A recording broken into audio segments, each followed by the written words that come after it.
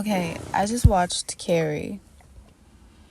And I started to watch the 2013 remake, but there's something about remakes that just feel like duplicate souls. You know, it's not quite the same thing. You can feel the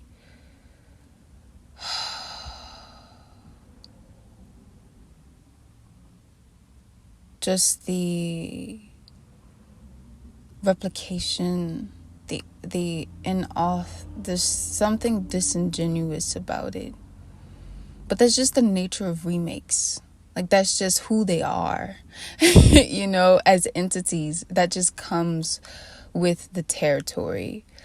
I still love it. I just prefer originals. I'm an OG kind of girl.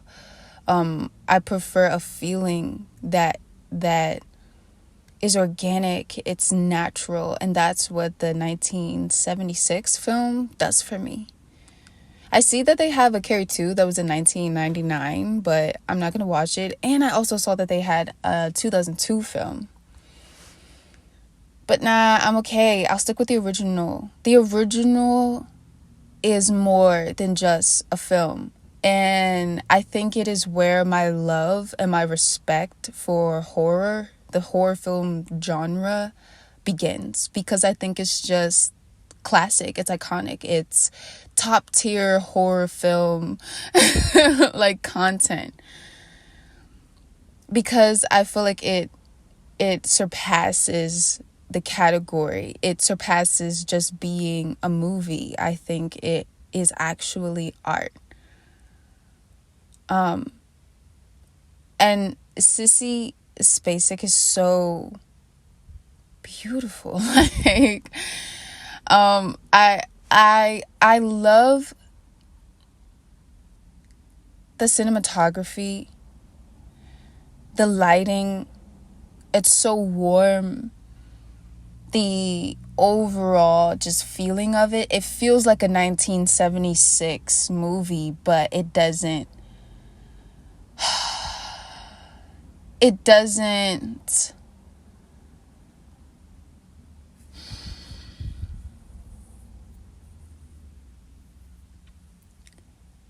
I feel like it doesn't keep you there.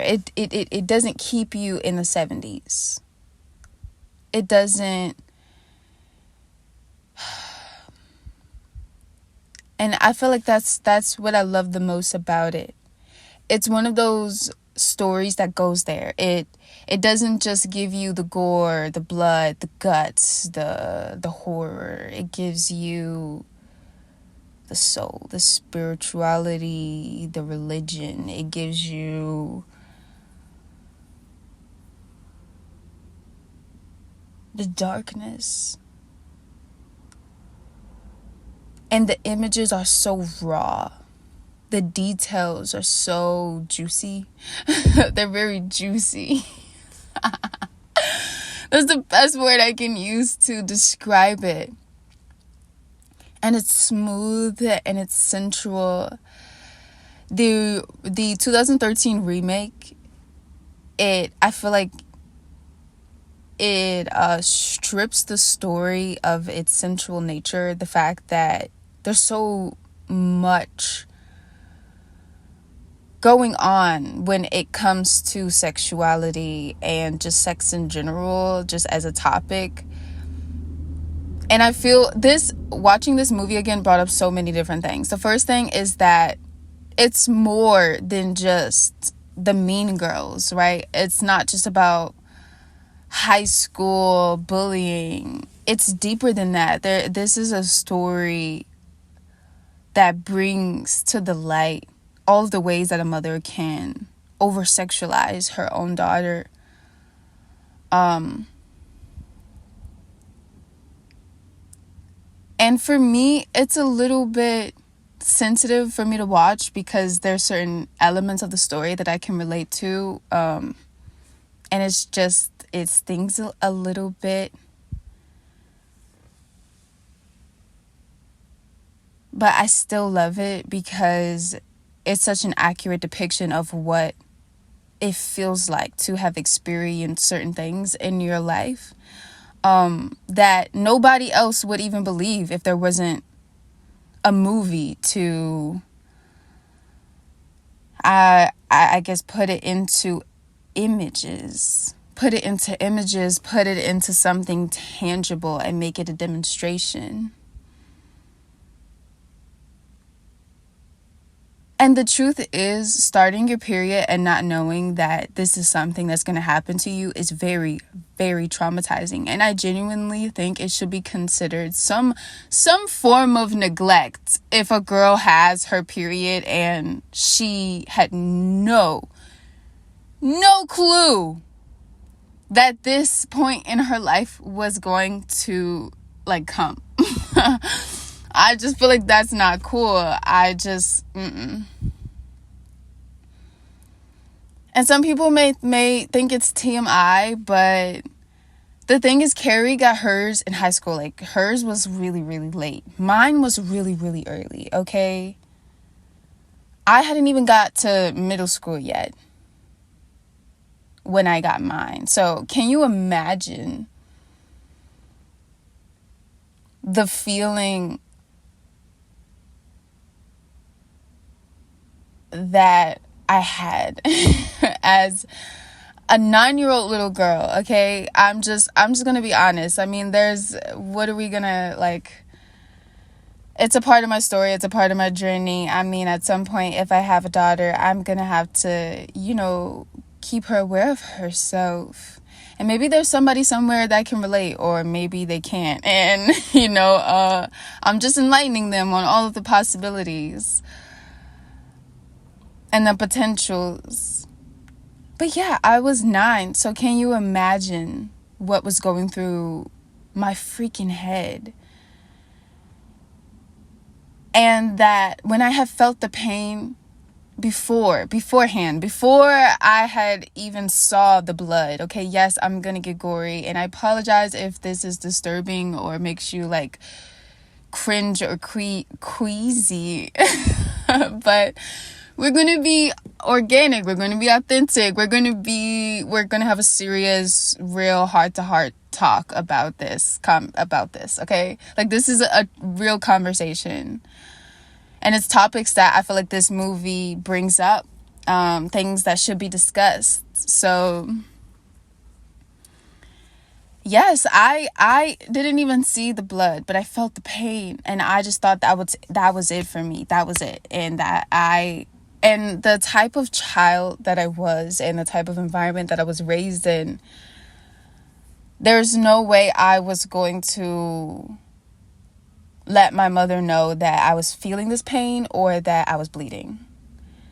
I had only told her that I was bleeding because I had literally rationalized with myself so much.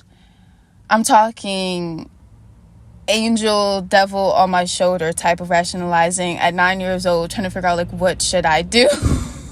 Should I tell her? Should I not? Should I tell her? Should I not? And I literally only did it because I was like, okay, well, what if something is actually wrong with me? And that was when I told her. But even then, I didn't get much about what was going on with me. The fact that I was experiencing womanhood at 9 years old. And pretty much what she told me was that if I do something with a boy, I can get pregnant now. And I just need to change my pad every 3 hours. Pretty much that's what she said. And that was it. That's all I got. I was 9. And so after that, I pretty much had to explore and figure out and discover what being a woman is by myself. And I had to start pretty early because I wasn't really getting much from the maternal figure that was present in my life at the time. And I think that that's also something that this brings to the light, the fact that a lot of young girls end up becoming their own mother, having to step up and mother themselves at a young age. And I just think it shouldn't be like that. It's like, yeah, it's empowering, being independent and being able to lift yourself up, but that doesn't make it okay for mothers to not be showing up in the way that I feel like they should.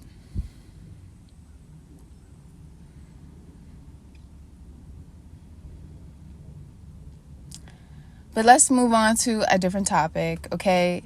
Something that I love here, that I find a lot of horror movies like replicate, is the format, the story, some of the creative elements like the white dress, the white clothing so that the blood stands out.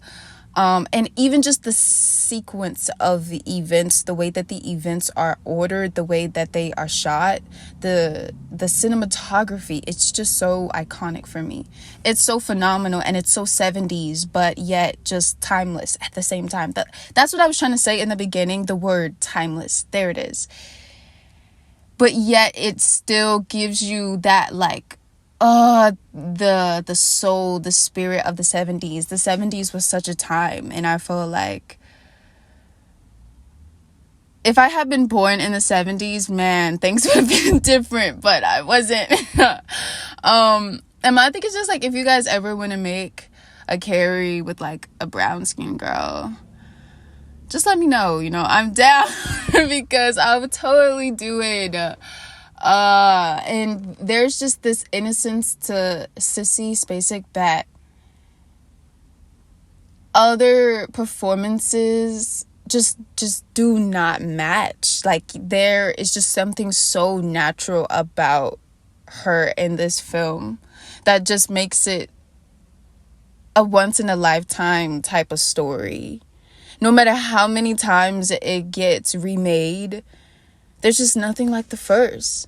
And I am born in 2001, right? I was born in 2001. So I am a part of a generation that is raised on duplicates and remakes. And really nothing that we grow up on is truly original, because all of the classics came before us. And everything that we are experiencing is just the second hand, like passed down of the films and the movies and just the art, the music, everything. So I find that I literally have to go out of my way to make sure that I appreciate and honor those things that are original in my life, because I just value true inspiration. I value creativity that is from within. But going to the music, I love how the soundtrack and the music isn't just in the background. I like that it's tailored and tapered to the story, and that you could tell they intended for the music to feel like it was a part of the conversations, rather than there being a conversation and then there being music, or dialogue and then some catchy tune in the background. No, they were fused together, and it was like the music, you paid attention to the music just as much as you paid attention to the visuals. And I love that balance so much, because I feel that's so important, that the music isn't just there, but like it's actually helping to tell the story, and the music contributes to the emotions. And I just love it. I really think it's a work of art. And something else that it made me think about when I was in high school, and I really had the potential in high school to be popular and just be that stereotypical pretty, like all about me type of girl, mean girl, like everybody follows me, like that type of girl. I had the potential to be that. But you know what? I think I'm just way too humble to want to have people follow me intentionally. Like, I mean, I'm a leader, but I would rather be a leader unconsciously. Like, I don't need the whole world to know about it. And I think that that's probably why I just have shied away from fame, and why it's taking me a while to put my art out, to use my voice, to actually take steps, because I'm just like, oh my goodness, what if people do follow me? Like, what if people do pay attention to me? What if all of my dreams come true? And oh man, it just, the thought of it makes me retract. And I feel like that's why in high school I wasn't the popular girl. I mean, people knew me, obviously, because I wasn't hiding. Like, I wasn't hiding, but I wasn't the type of girl where you see a circle of people surrounding me and I'm in the middle, you know. And I just didn't have really many friends. At most, I hung out with like 2 people the most. And that was towards the end, like towards the end of high school. But I'm really a loner. In nature, I'm a lone wolf. So not having a crowd and not really being popular,